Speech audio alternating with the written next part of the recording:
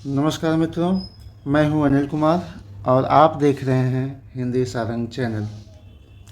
आप सभी का स्वागत है। आज हम लोग उत्तर प्रदेश उच्चतर सेवा चयन आयोग द्वारा आयोजित असिस्टेंट प्रोफेसर परीक्षा खासतौर पर जो हिंदी का हुआ था, हिंदी के बारे में बात करेंगे। हिंदी का जो पेपर हुआ था, खंड 1 की बात हम लोग नहीं करने वाले, जो जीएस का पार्ट है। केवल यहाँ जो हिंदी साहित्य से संबंधित और भाषा से संबंधित सवाल हैं, उन पर हम लोग चर्चा करेंगे।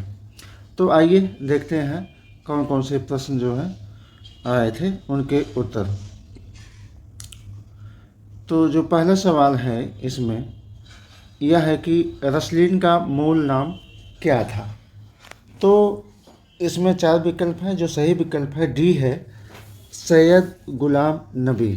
ठीक है, कौन सही है? सैयद गुलाम नबी। दूसरा सवाल है, भारतेंदु की अकेली प्रतिभा ने हिंदी नाटक साहित्य, हिंदी नाट्यशास्त्र तथा हिंदी रंगमंच की स्थापना की। यह कथन किसका है? यह कथन जो है डॉक्टर रामचंद्र तिवारी का है। काफ़ी लोगों का इस प्रश्न गलत हुआ है। अगले प्रश्न की तरफ आगे बढ़ते हैं। अगला प्रश्न है, सुमित्रा नंदन पंत ने अपने किस काव्य संग्रह को बाल कल्पना का दुधमुहा प्रयास कहा है? इसमें जो है बीड़ा को पंत ने कहा है बाल कल्पना का दुधमुहा प्रयास। ठीक ना, इसका विकल्प सी सही होगा। अगले प्रश्न की तरफ हम लोग आगे बढ़ते हैं। अगला प्रश्न है, दूसरा सप्तक का प्रकाशन वर्ष क्या है? दूसरा सप्तक का प्रकाशन वर्ष आप लोगों को पता ही होगा, अधिकतर लोगों को, कि यह जो है 1951 ईस्वी में प्रकाशित हुआ था। अतः इसका विकल्प जो है ए सही है।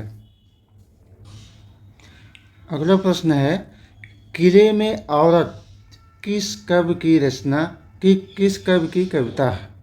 यह कविता जो है रघुवीर सहाय की है। रघुवीर सहाय का इसी नाम से उनका एक जो है कहानी भी है और कविता भी है। तो किले में औरत जब भी पूछा जाए तो उसका सवाल चाहे कविता पूछा जाए चाहे कहानी पूछा जाए, दोनों का उत्तर रघुवीर सहाय होगा। अगला प्रश्न है, डॉक्टर गोपाल राय ने किस कृति को हिंदी का पहला उपन्यास माना है? तो गोपाल राय जो है देवरानी जेठानी की कहानी को जो है हिंदी का पहला उपन्यास मानते हैं। तो इसमें जो है विकल्प हमारा सी सही हो जाएगा। अगले सवाल की तरफ हम लोग आगे बढ़ते हैं। फांस उपन्यास का मूल कथ्य क्या है? इसका जो उत्तर होगा किसान आत्महत्या से संबंधित यह उपन्यास है। फांस से आप लोग समझिए, फांसी से संबंध है, तो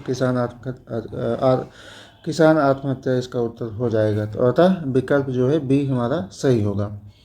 अगला प्रश्न है, सचेतन कहानी की अवधारणा किस कहानीकार की है? तो हम सभी लोग जानते हैं कि सचेतन कहानी की अवधारणा जो है महीप सिंह की है। तो इसमें जो है विकल्प जो है डी सही होगा। अगला सवाल है, निम्नलिखित नाटक और नाटककारों को सुमेलित कीजिए।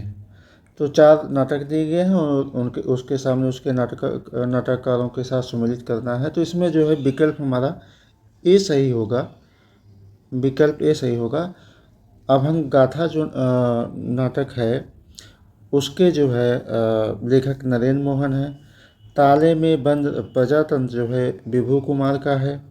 वायरस जो नाटक है राजेश जैन है। और इत्ता की आवाज़ नाटक है उसके लेखक जो है असगर वजाहत जी हैं। ठीक ना, तो इसमें विकल्प ए सही है। अगला सवाल की तरफ हम लोग आगे बढ़ते हैं। 40 नंबर इसमें है कि भारत दुर्दशा को निम्नलिखित में से क्या माना जाता है? तो जो भारत दुर्दशा जो है भारतेंदु जी का नाटक है उसको जो है नाट्य रासक माना जाता है। नाट्य या रासक माना जाता है, नाट्य रासक एक साथ दे दिया गया। अतः विकल्प जो है हमारा यहाँ बी सही होगा। अगला प्रश्न है, सौभाग्य और दुर्भाग्य मनुष्य की दुर्बलता के नाम है। यह किसका कथन है? तो यह जो है सकराज का कथन है। सकराज कहता है कि सौभाग्य और दुर्भाग्य मनुष्य की दुर्बलता के नाम है, अतः विकल्प जो है यहाँ पर सी होगा। अगला प्रश्न है, लंका की एक रात के निबंधकार कौन हैं? तो लंका की एक रात जो निबंध है वह कुबेरनाथ राय का है, तो इसमें जो है विकल्प हमारा बी सही होगा। अगले प्रश्न की तरफ हम लोग आगे बढ़ते हैं। अगला प्रश्न है, मिला तेज से तेज किस विधा की रचना है? तो यह जो है मिला तेज से तेज जो है जीवनी विधा की रचना है। और अगला सवाल है 44 नंबर जो है, अपनी जमी अपना आसमां की लेखिका कौन है? इसकी अपनी जमी अपना आसमां जो है रजनी तिलक की रचना है और यह दरअसल उनकी आत्मकथा है। क्या है? आत्मकथा है। किसकी? रजनी तिलक की। अगला प्रश्न है, कछुआ धर्म निबंध के लेखक कौन है? आप सभी लोगों को पता है, इसके लेखक जो है चंद्रधर शर्मा गुलेरी जी हैं। तो अतः यहाँ जो है विकल्प बी हमारा सही होगा। अगला सवाल है, आप हुदरी किस साहित्यकार की आत्मकथा है? तो आप हुदरी जो है किसकी है? सी रामालिका गुप्ता की आत्मकथा है। एक मिनट। अगला जो हमारा सवाल है वह है, भरत मुन के रस सूत्र में प्रयुक्त निष्पत्ति का अर्थ उत्पत्ति किस आचार्य ने माना है? तो आप जैसे आप सभी लोगों को पता है लगभग, यह प्रश्न तो सबका सही होगा। भट्ट लोलट हैं जिन्होंने जो है निष्पत्ति का अर्थ जो है उत्पत्ति के संदर्भ में लिया है, अतः यहाँ पर जो है विकल्प हमारा बी सही होगा। अगला प्रश्न है, किस आचार्य ने दृष्ट, प्रीत और अदृष्ट कीर्ति को काव्य प्रयोजन माना है? तो इसमें आचार्य वामन जी हैं, उन्होंने ही दृष्ट और अदृष्ट जो है दो काव्य प्रयोजन माने हैं। ठीक ना? तो अतः जो है इसमें विकल्प हमारा सी सही होगा। अगला प्रश्न है, रीत के आधारभूत तत्व के रूप में वामन का कैसा दृष्टिकोण है? इसमें जो है वामन का जो दृष्टिकोण है वह विशुद्ध सौंदर्यवादी है। ठीक है, क्या है? ए विकल्प है इसमें सही, विशुद्ध सौंदर्यवादी। अगला प्रश्न की तरफ हम लोग आगे बढ़ते हैं। अगला प्रश्न है, चलती चाकी देख के दिया कबीरा रोए, दो पाटन के बीच में साबूत बचा न कोई। तो इसमें कौन सी शब्द शक्ति है या पूछ रहा है? तो इन पंक्तियों में जो है हमारा व्यंजना शब्द शक्ति है, अतः जो है विकल्प हमारा यहाँ पर सी सही होगा। अगला प्रश्न है, लोनजाइनस ने उदात्तता का विवेचन किस ग्रंथ में किया है? तो इसमें जो है विकल्प हमारा सी होगा, ऑन द सबलाइम। ठीक ना? क्या होगा? ऑन द सबलाइम, अतः विकल्प जो है हमारा यहाँ सी सही हो रहा है।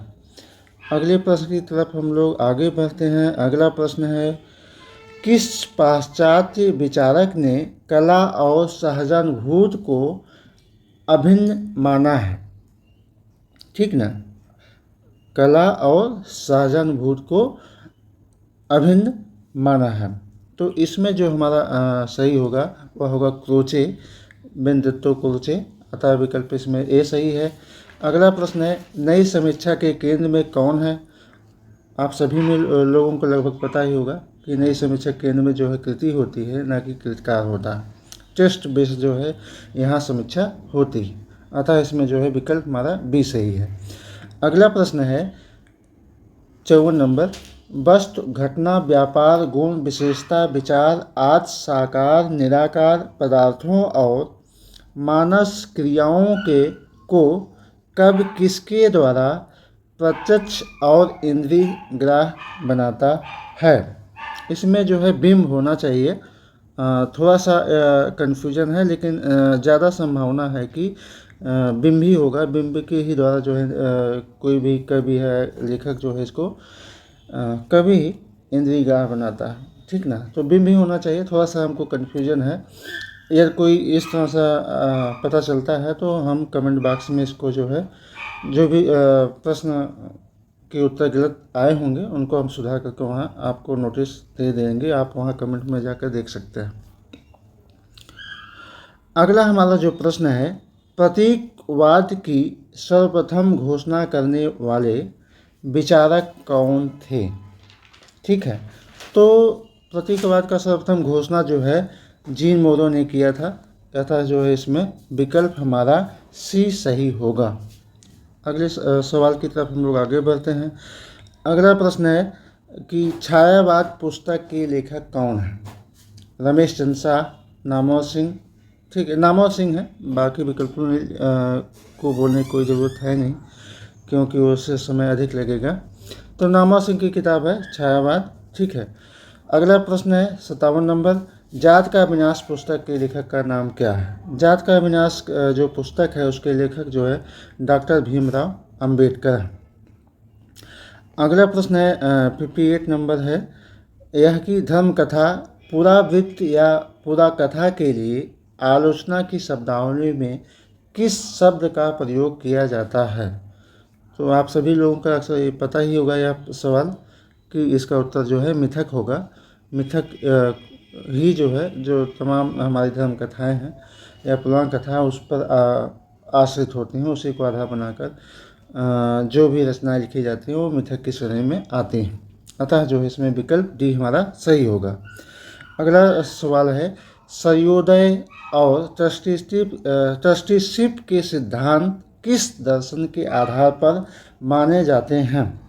तो गांधीवादी दर्शन है। गांधीवादी दर्शन में ही जो है सर्वोदय की अवधारणा है, ट्रस्टीशिप का सिद्धांत है, स्वयं गांधी ने इसका दिया था, ठीक ना। तो 60 नंबर का प्रश्न पाते हैं हम लोग। 60 नंबर का जो प्रश्न है, ओम प्रकाश वाल्मीकि की आत्मकथा का नाम क्या है? तो ओम प्रकाश वाल्मीकि की आत्मकथा का नाम जूठन है। दलित आत्मकथा है या जूठन, बहुत महत्वपूर्ण का अपने समय की रही है और अधिकतर आप लोगों को सबको पता होगा। तो इसमें जो है हमारा विकल्प डी सही हुआ।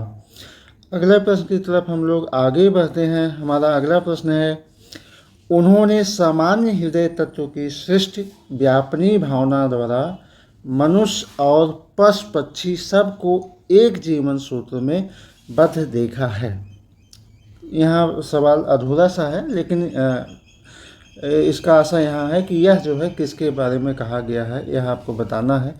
तो जो विकल्प है इसमें तुलसीदास का ही लग रहा है। थोड़ा सा इसमें भी हमें कन्फ्यूजन है, कंफर्म कहीं मिला नहीं है, लेकिन तुलसीदास के संदर्भ में यह कथन जो है सबसे सटीक बैठ रहा है। तो आप लोगों को क्या लगता है? यदि आप लोगों को पता हो तो आप कमेंट बॉक्स में इसका उत्तर आप दे सकते हैं। हमारी तरफ से इसका विकल्प यही सही होगा। यह चेंज होता है, कुछ हमको सूचना मिलती है प्रामाणिक, तो हम कमेंट बॉक्स में लिख देंगे इसका उत्तर सबसे ऊपर।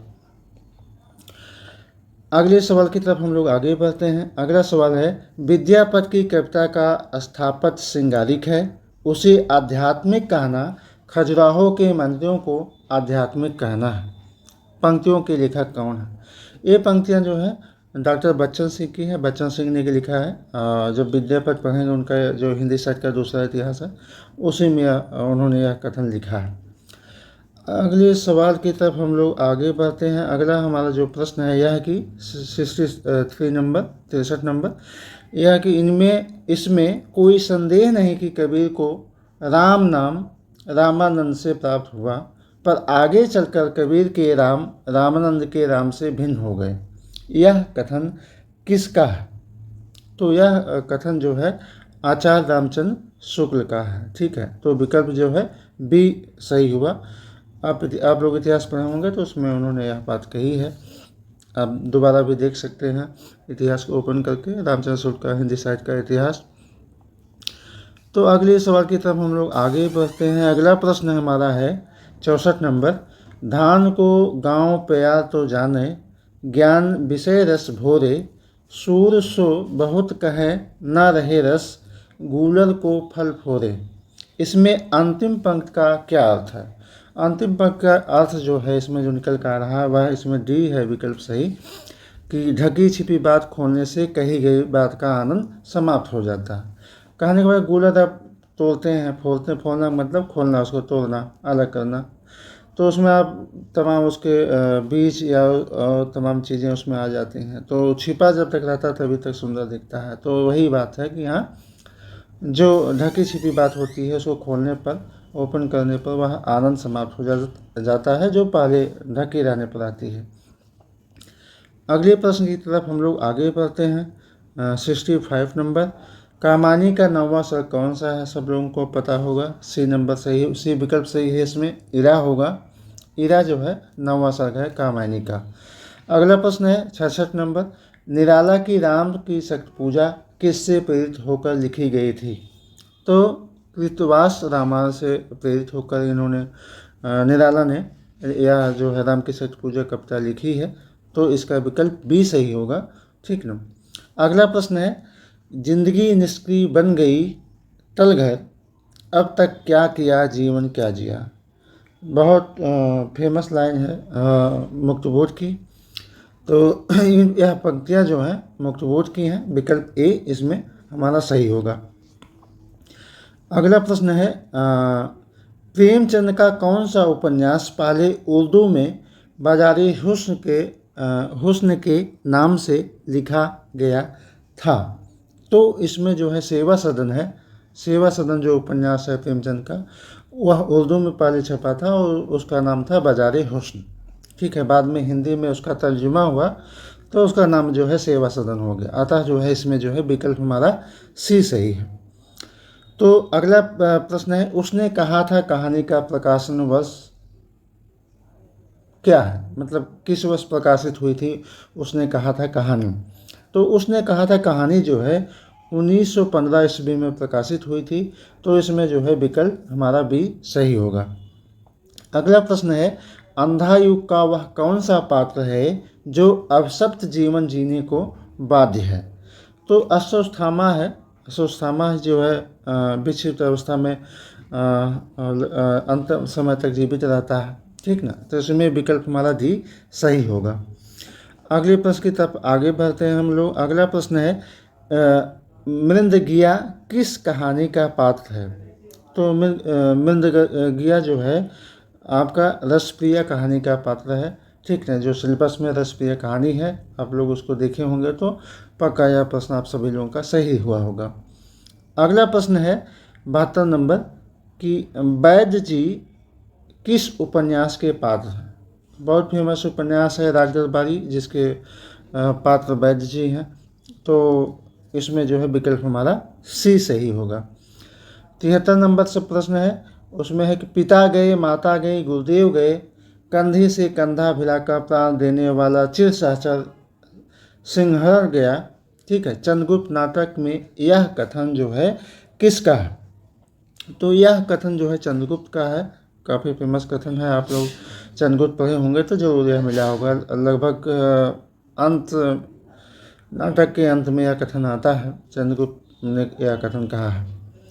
अगला प्रश्न है 74 नंबर, इस देश की प्रजा के हृदय में कोई स्मृति मंदिर बना जाने की शक्ति आप में है, पर यह तब तक हो सकता है यह सब तब हो सकता है कि वैसी स्मृति की कदर आपके हृदय में भी हो। तो पूछ रहा है इन पंक्तियों के लेखक कौन है? तो इन पंक्तियों के लेखक जो है हमारे बालकृष्ण भट्ट हैं। ठीक है, हजारी प्रसाद द्विवेदी नहीं होंगे, बालकृष्ण भट्ट हैं। ठीक ना। तो अगले सवाल की तरफ हम लोग आगे बढ़ते हैं। 75 नंबर का जो प्रश्न है कि भाइयों अब तो नींद से जागो, अपने देश की सब प्रकार से उन्नत करो, जिसमें तुम्हारी भलाई हो वैसे ही किताब पढ़ो। यह कथन किस निबंध का है? तो यह कथन जो है भारत वर्षोन्नत कैसी हो सकती है निबंध से लिया गया है। ठीक ना। तो इसमें विकल्प हमारा सी सही होगा। भारतेंद्र का निबंध है, सिलेबस में आप लोग पढ़े ही हों। अगला प्रश्न है, श्रद्धा ग्रहण करने की भी एक विधि होती है, मुझसे अभी सहज ढंग से श्रद्धा ग्रहण नहीं होती, अटपटा जाता हूँ, अभी पार्ट टाइम श्रद्धेय ही हूँ। यह कथन किस निबंध से लिया गया है? यह कथन विकलांग और श्रद्धा दौड़ का है, ठीक ना। तो अगला सवाल है हमारा 77 नंबर, मनुष्य ही साहित्य का लक्ष्य है, यह किस आलोचक की स्थापना है? मनुष्य ही साहित्य का लक्ष्य है, बहुत फेमस है लाइन, यह आचार्य हजारी प्रसाद द्विवेदी की, उन्हीं का यह कथन है, उन्हीं का स्थापना है। अतः इसमें जो है विकल्प हमारा बी सही होगा। अगला प्रश्न है, कुत्ते की आवाज़ रपट किस कृत में संकलित है? ठीक है, तो इसका विकल्प होगा ऋणजल, धनजल, धन लिखा है, धनजल है, ठीक ना। तो दरअसल मामला यह है कि रपट यहाँ पूछ लिया है, तो मेरा परिवार भी रपट नहीं है, अकेला मेरा भी नहीं, चीरों पे चांदी भी रिपट नहीं, रपट यहाँ पर केवल एक ही था, ऋणजल धनजल, ठीक ना। तो वैसे भी अगर आपको नहीं पता था तो प्रश्न से ही आप इसका अंदाज़ा लगा सकते थे। तो इसमें विकल्प हमारा सही है। अगला जो प्रश्न है वह है कि ब्रेख्त और एक उदास नगर शीर्षक अध्याय किस पुस्तक में है? तो यह जो ब्रेख्त और एक उदास नगर है, यह जो है चीरों पर चांदनी जो निबंध है, निबंध नहीं है यह, तो आपका वो है, क्या कहते हैं, यात्रा वृत्तांत है, ठीक ना। उसमें यह देखता हूँ एक उदासनगर शीर्षक अध्याय आता है, ठीक ना। तो इसमें जो है हमारा विकल्प सी सही होगा। अगला प्रश्न है 80 नंबर, विष्णु प्रभाकर की आवारा मसीहा लिखने में कुल कितने वर्ष लगे? तो विष्णु प्रभाकर को आवारा मसीहा लिखने में कुल जो है 14 वर्ष लगे। अतः जो है इसमें विकल्प हमारा डी सही होगा। अगले प्रश्न की तरफ हम लोग आगे बढ़ते हैं। 81 नंबर, यह है कि किस विद्वान ने सर्वप्रथम आर्य भाषाओं के अध्ययन की ओर भाषा वैज्ञानिकों का ध्यान आकृष्ट किया? तो इसमें जो है आपका विकल्प डी सही होगा, हर्नले, वही सही है। 81 का क्या होगा? डी होगा। अगला प्रश्न है 82 नंबर, किस भाषा को प्राकृत और आधुनिक भारतीय आर्य भाषाओं के बीच की कड़ी कहा जाता है? तो इसमें अपभ्रंश आएगा, विकल्प बी आपका सही होगा, 82 का बी सही है आपका। अगला प्रश्न है 83 नंबर, हिंदी की मूल उत्पत्ति किस अपभ्रंश से मानी जाती है? तो जाहिर सी बात है सावसेनी अपभ्रंश, अतः जो इसमें विकल्प बी सही है। 84 नंबर का जो प्रश्न है वह है कि बघेली बोली को अवधी की दक्षिणी शाखा किसने कहा है? यह भी सवाल मुझे ठीक से मिला नहीं है, लेकिन मुझे जहाँ तक ध्यान आ रहा है जॉर्ज ग्रियर्सन ही इसका उत्तर होगा। इसमें विकल्प डी ही सही होना चाहिए। अगर कहीं मिलता है तो अपडेट हम इसको करेंगे जैसे ही मिलता है, ठीक ना। तो अगला सवाल है 85 नंबर, यह कि ब्रजबुली किस भाषा की एक कृत्रिम रूप है? तो बंगला है, बंगला की भाषा का ही कृत्रिम एक रूप है। अक्सर लोग जिसको जो है ब्रजभाषा से जोड़ देते हैं, लेकिन ब्रजभाषा इसका विकल्प नहीं है। इसमें विकल्प डी हमारा सही होगा, बंगला। 86 नंबर का जो प्रश्न है, उच्चारण स्थान के आधार पर छह ध्वन कैसी ध्वन है? तो छह जो ध्वन है, चा छा जा झा, यह जो है तालव्य ध्वनियाँ हैं, ठीक है। तो इसमें विकल्प हमारा सी सही होगा, ठीक ना। अगले सवाल की तरफ हम लोग आगे बढ़ते हैं। 87 नंबर है कि राजभाषा आयोग की सिफारिशों के पर विचार करने के लिए संसदीय समिति का गठन किस अनुच्छेद के अंतर्गत किया गया था? तो यह है अनुच्छेद जो है 344, ठीक ना। 344 के जो अनुच्छेद है उसमें जो है राजभाषा आयोग की सिफारिशों पर विचार करने के लिए संसदीय समिति का वर्णन किया गया है। गठन और गठन वगैरह की चर्चा इसी 344 में ही है, ठीक ना। 344 बी विकल्प सही होगा इसमें। अगला प्रश्न है, नागरी लिपि का विकास किस लिपि से हुआ? तो सभी लोगों को पता है ब्राह्मी लिपि है, ब्राह्मी लिपि से ही जो है नागरी लिपि का विकास हुआ है। अतः विकल्प इसमें जो है हमारा डी सही होगा। अगला प्रश्न है, प्राचीन नागरिक का दक्षिण भारत में क्या नाम है? ठीक है, इसमें जो है नांदे नागरी विकल्प दिया है, यही सही होगा। दरअसल इसको नंद नागरी कहते हैं, इसमें नांदे है, तो हो सकता है कि नंद नगरी को नांदे नागरी भी कहते हैं, कहीं नांदे भी कहा जाता हो, क्योंकि साउथ की भाषा है दक्षिण भारत की, तो हो सकता है नाम में परिवर्तन हो थोड़ा बहुत। तो विकल्प यहाँ पर यही सी हमारा सही होगा। अगला सवाल है 90 नंबर, यह कि उदंत मातंड पत्र में खरी बोली का उल्लेख किस नाम से किया गया है? तो उदंत मातंड जो पत्र था उसमें खरी बोली का जो है, सॉरी यहाँ गलत हो गया, सी विकल्प सही है, मध्य देशी भाषा उसमें कहा गया है। ठीक ना, क्या कहा गया है? मध्य देशी भाषा। किसको कहा गया है? खरी बोली को। तो इसमें विकल्प हमारा सी सही होगा। अगला प्रश्न है कि हिंदी प्रदीप के संपादक कौन थे? हिंदी प्रदीप के संपादक कौन थे? तो इसमें आप लोग सभी को पता है, इसमें विकल्प हमारा बी सही होगा, बालकृष्ण भट्ट। अतः इसमें बी विकल्प हमारा सही है। 92 नंबर जो प्रश्न है कि हिंदी के प्रचार प्रसार में योगदान के लिए 1947 में कौन सी संस्था गठित हुई थी?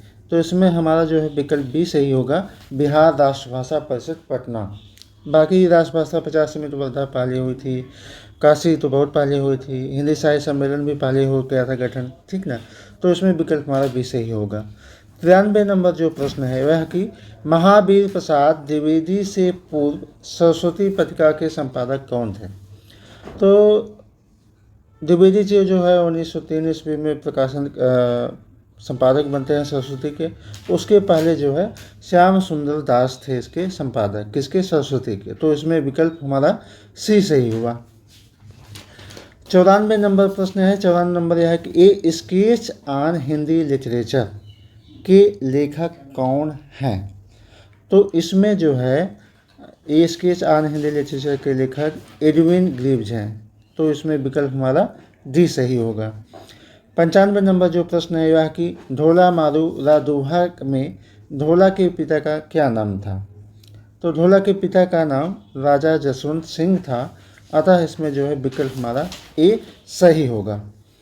अगला जो प्रश्न है 96 नंबर कि गोरखनाथ का समय 11वीं सदी है, यह मान्यता किसकी है?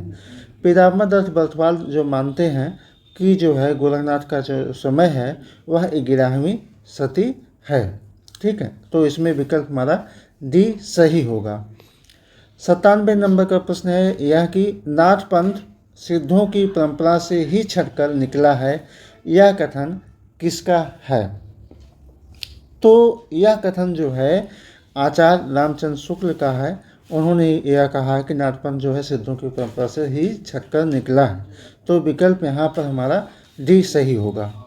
अगला प्रश्न है 98 नंबर, दक्षिण के अलवार संत किस शाखा से संबंधित माने जाते हैं? तो दक्षिण के अलवार संत, इसमें थोड़ा सा कन्फ्यूजन है क्योंकि वो कृष्ण और राम दोनों की भक्त करते हैं। तो वैसे इसमें उत्तर जो है हमारा सी ही सही होना चाहिए, राम भक्त शाखा। लेकिन कृष्ण भी हो सकता है, कृष्ण भक्त शाखा भी हो, तो इसको देखना होगा। मैंने काफ़ी सर्च किया इस पर, ठीक से इसका उत्तर कंफर्म नहीं हो पाया है अभी तक। यह जैसे ही मिलता है प्रश्न तो हम इसको कमेंट बॉक्स में देंगे। ज़्यादा संभावना है राम भक्त शाखा ही माना जाएगा क्योंकि उसी की प्रधानता है। ठीक है, अगला जो प्रश्न है हमारा, तुलसीदास की निम्नलिखित कृतियों में कौन सी कृत कांडों में विभाजित नहीं है? ठीक है, तो इसमें जो है पार्वती मंगल जो रचना है तुलसीदास जी की, गोस्वामी तुलसीदास की, वह जो है कांडों में विभाजित नहीं है। बाकी चाहे भैरव रामायण हो, कवितावली, गीतावली हो, सब के सारे तीनों जो है कांडों में विभाजित हैं। अब हम अंतिम प्रश्न की तरफ आगे बढ़ते हैं। यह है कि श्री रामानुजाचार्य की भक्त किस भाव की है? तो रामानुजाचार्य की जो भक्ति है वह दरअसल दास्य भाव की है। ठीक, तो इसमें सब का हमारा जो उत्तर होगा ए होगा। ठीक ना, तो यही थे आज जो हायर एजुकेशन का परीक्षा हुआ था UPSC का, हिंदी का जो पेपर हुआ था, हिंदी के जो प्रश्न दिए गए थे, 70 प्रश्न दिए थे गए थे टोटल, उनके ही उत्तर हैं। तो यदि किसी सवाल का उत्तर आपको गलत लगता हो तो आप कमेंट करके हमें ज़रूर अवगत कराएं, और हमारे साथ आप लोग बने रहें, इसके लिए आप इस चैनल को सब्सक्राइब भी कर सकते हैं और वीडियो को लाइक कमेंट भी कर सकते हैं अच्छा लगा हो तो। और दूसरी बात जो है, हम अगले वीडियो में फिर मिलेंगे नए वीडियो के साथ। हम लोग हमारी दोबारा मुलाकात होगी।